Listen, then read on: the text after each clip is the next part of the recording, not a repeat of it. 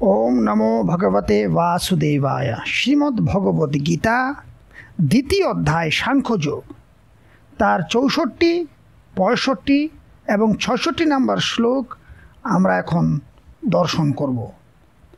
গত 62 এবং 63 নম্বর শ্লোকে আমরা দেখেছিলাম ভগবান অর্জুনকে বলছিলেন যে বিষয় চিন্তনকারীর ব্যক্তির সেই বিষয়ে আসক্তি জন্মায়, আসক্তি থেকে কামনা উৎপন্ন হয় এবং কামনায় বিঘ্ন পড়লে ক্রোধ উৎপন্ন হয়, ক্রোধ থেকে মূঢ়ভাব উৎপন্ন হয়, মূঢ়ভাব থেকে স্মৃতিভ্রংশ হয়, স্মৃতিভ্রংশে বুদ্ধিনাশ বা জ্ঞান শক্তির নাশ, এবং বুদ্ধিনাশ হলে সেই ব্যক্তির নিজ স্থিতি থেকে পতিত হয় অর্থাৎ বিনাশপ্রাপ্ত হয়।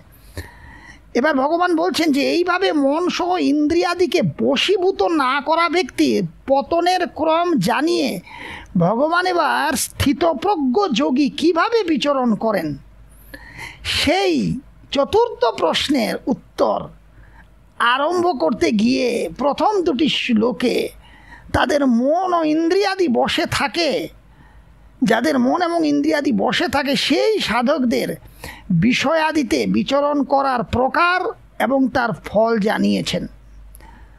প্রথম ভগবান বললেন যাদের ইন্দ্রিয়গণ তাদের বশীভূত থাকে না তাদের কি ফল হয়, যে যাদের ইন্দ্রিয় তাদের বশীভূত থাকে না তারা যদি বিষয়ে আসক্ত হয়, ইন্দ্রিয় যদি জোর করে তাদেরকে বিষয়ে আসক্ত করে তাহলে তাদের কি ফল হয়, অর্থাৎ তারা বিনাশপ্রাপ্ত হয়।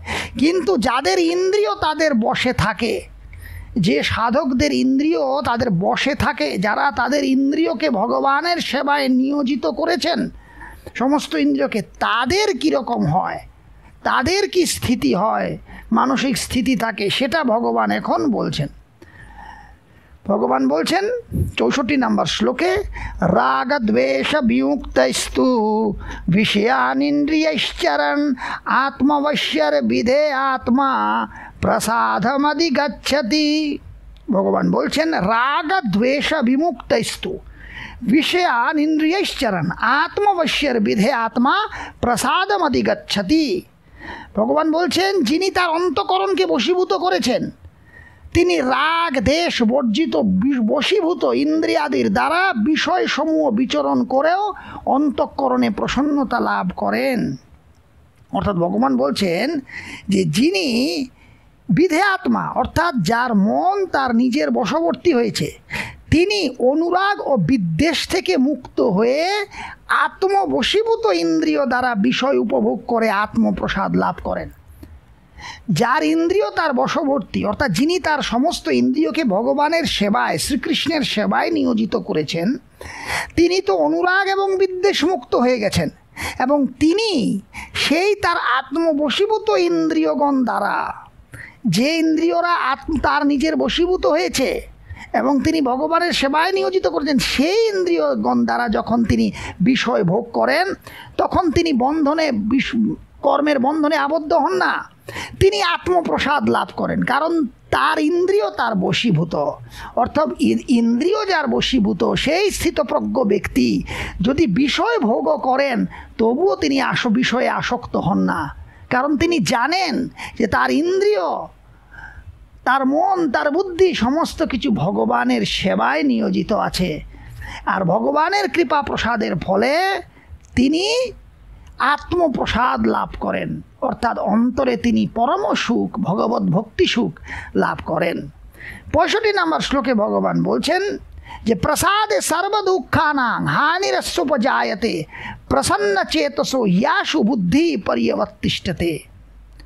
বলছেন যে চিত্ত প্রসাদ জন্ম নিলে, আর সেই আত্মপ্রসাদ যখন সেই ব্যক্তির জন্ম নেয়, যে চিত্তের মধ্যে যখন আনন্দ জন্ম নেয়, সেই চিত্তপ্রসাদ জন্ম নিলে সে এই পুরুষের সমস্ত দুঃখের নিবৃত হয়ে যায়।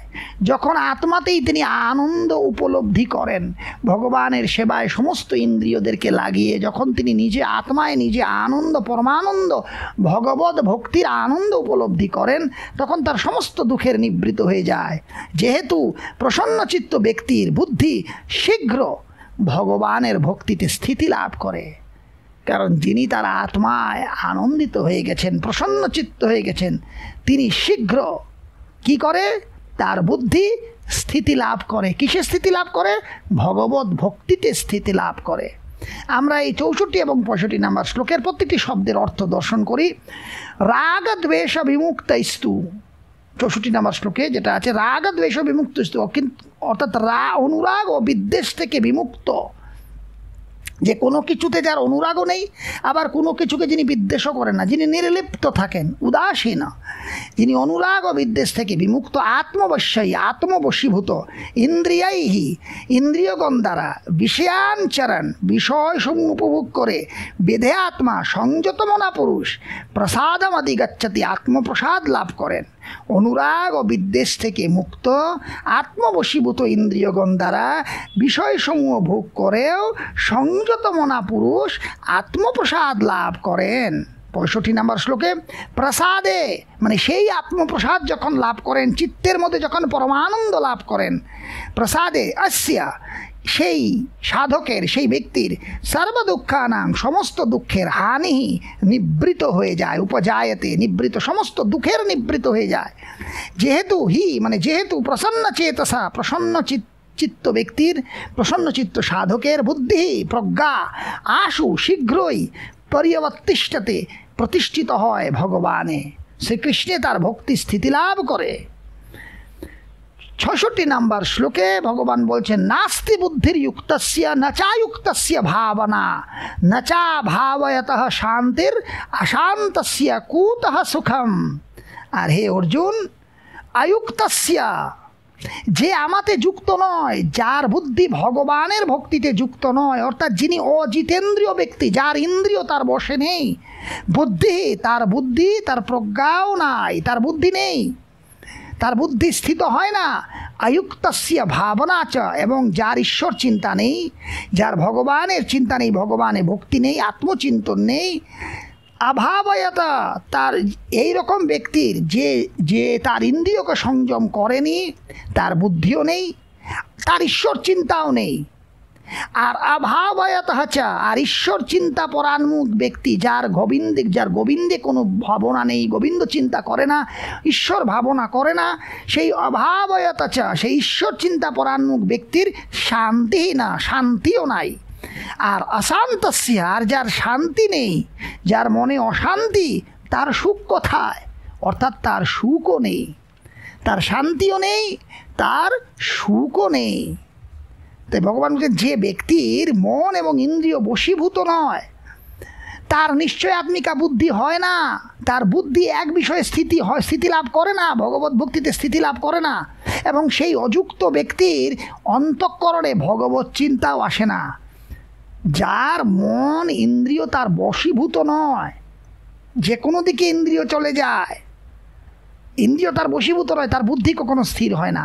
আর যার বুদ্ধি স্থির হয় না, যার বুদ্ধি যুক্ত নয়, যার ইন্দ্রিয় সংযত নয়, তার মনের মধ্যে কখনো ভগবত চিন্তা আসে না, ভগবানের চিন্তা আসে না।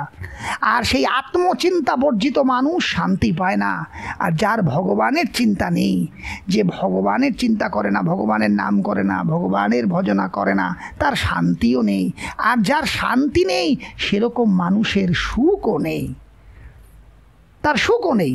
অতএব ভগবান বলছেন, আয়ুক্তস্য যে যুক্ত নয়, অজিতেন্দ্রিয় ব্যক্তি, যার ইন্দ্রিয় বশীভূত নয়, তার বুদ্ধি নেই।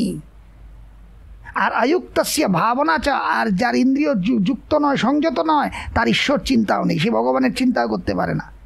আর যার ঈশ্বর চিন্তা নেই, তার শান্তিও নেই। অভাবয়ত হচ্ছে শান্তি না, তার শান্তিও নেই। আর অশান্তস্য, আর অশান্ত ব্যক্তির সুখ কোথায়? তার সুখও নেই।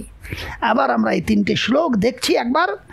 রাগদ্বেষ বিমুক্তস্তু বিষয়ানিন্দ্রিয়শ্চরণ আত্মবশ্যর বিধে আত্মা প্রসাদমধিগচ্ছতি প্রসাদে সর্বদুঃখানাং হানিরস্যোপজায়তে প্রসন্নচেতসো হ্যাশু বুদ্ধিঃ পর্যবতিষ্ঠতে নাস্তি বুদ্ধির্যুক্তস্য ন চাযুক্তস্য ভাবনা ন চা ভাবয়তঃ শান্তির অশান্তস্য কুতঃ সুখম।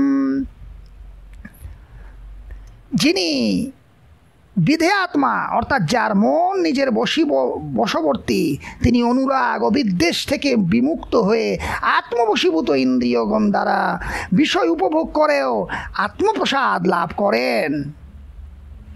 চিত্তপ্রসাদ জন্ম নিলে আত্মপ্রসাদ জন্ম নিলে সেই পুরুষের সমস্ত দুঃখের নিবৃত্তি হয়। যেহেতু প্রসন্নচিত্ত ব্যক্তির বুদ্ধি শীঘ্র গোবিন্দে স্থিতি লাভ করে। যিনি অযুক্ত অর্থাৎ যার চিত্ত ইন্দ্রিয় অসমাহিত, সংযত নয় ও ইন্দ্রিয় অবশীভূত, তার আত্মবিষয়া বুদ্ধিও হয় না, অর্থাৎ তার ভগবত চিন্তা হয় না। আর যার ভগবত চিন্তা নেই তার শান্তিও নেই, আর যার শান্তি নেই তার সুখ কোথায়? হরে কৃষ্ণ।